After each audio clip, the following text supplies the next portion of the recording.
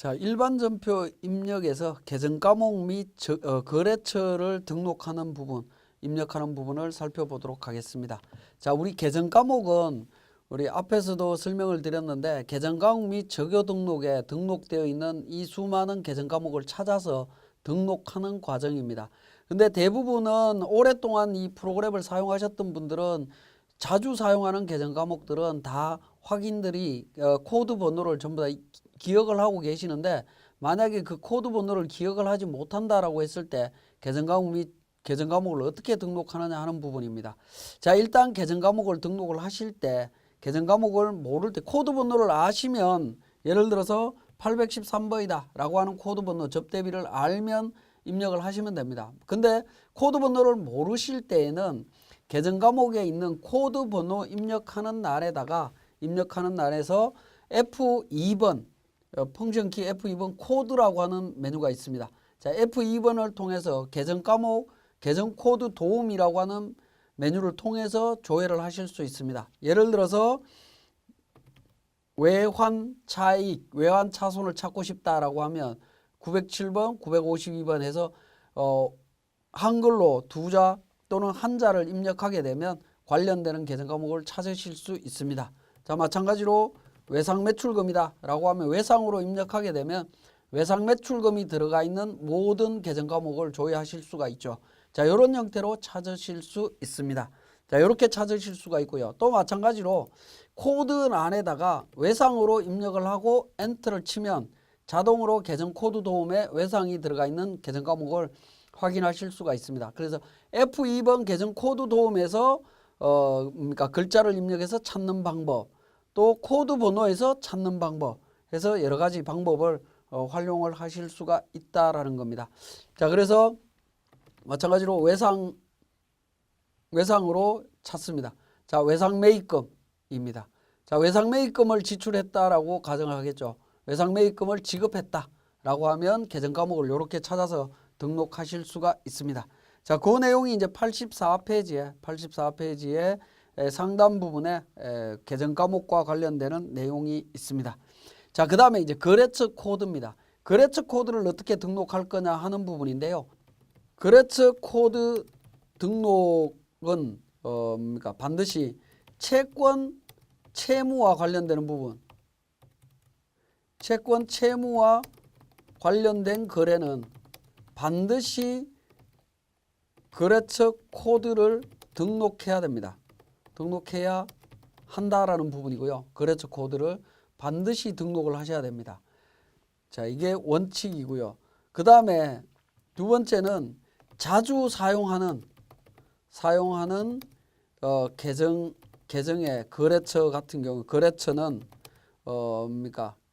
등록해서 사용하면 편리하다라고 보시면 됩니다. 편리하다. 그 다음에 세 번째는 거래처 코드는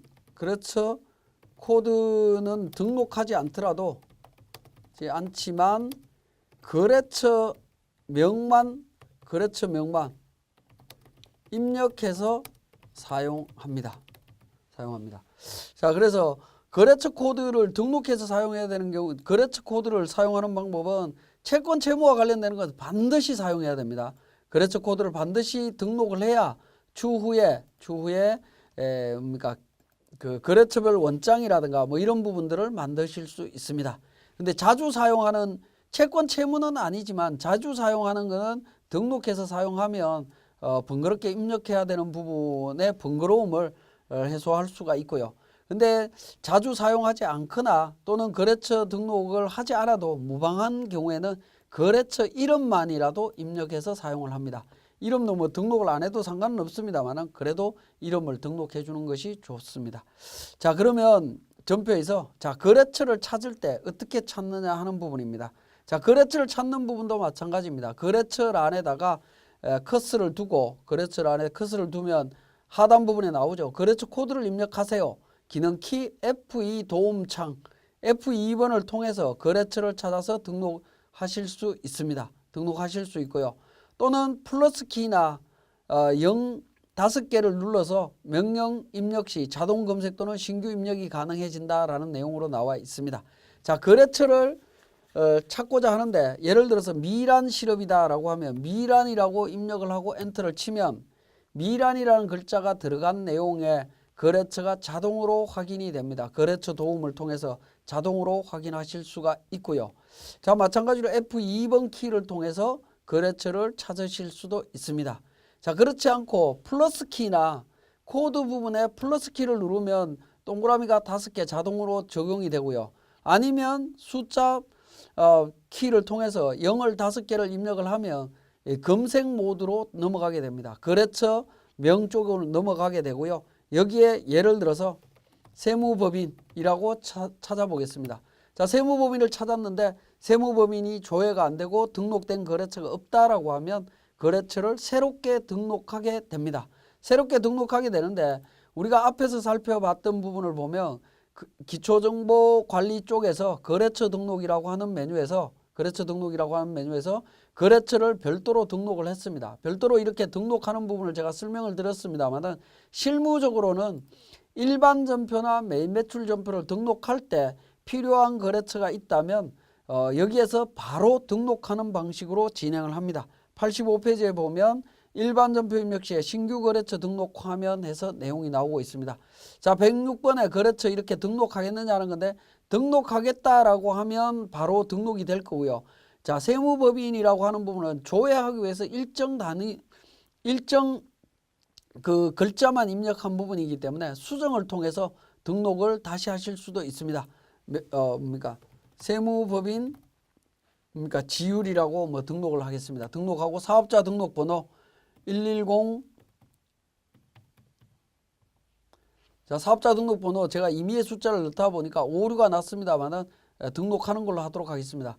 자, 이렇게 등록하면 빨간색으로 나타나는데 실무에서는 이렇게 빨간색으로 등록이 되면 안 됩니다. 원래 정상적인 걸로 등록을 해야 됩니다. 자, 대표자명은 홍길동, 서비스, 종목, 세무대리 이렇게 하고 주소라든가 전화번호 등록하시고자 하신다면 등록하시면 됩니다. 그래서 상단으로 이동을 하시게 되면 거래처가 106번에 등록이 되었다라고 보시면 되겠습니다. 자, 이렇게 등록이 됩니다. 자, 그러면 거래처 등록에 와서 우리가 조회를 해보면 106번 세무법인 지율 해서 이렇게 등록된 내용을 확인하실 수가 있죠. 그죠? 이렇게 등록된 내용들을 확인하실 수가 있습니다. 확인하실 수가 있고요. 자, 그래서 거래처 등록과 관련되는 부분, 계정 과목 및 계정 과목 그러니까 찾는 부분, 거래처 찾는 부분 관련되는 부분을 우리 85페이지에서 설명을 드렸습니다.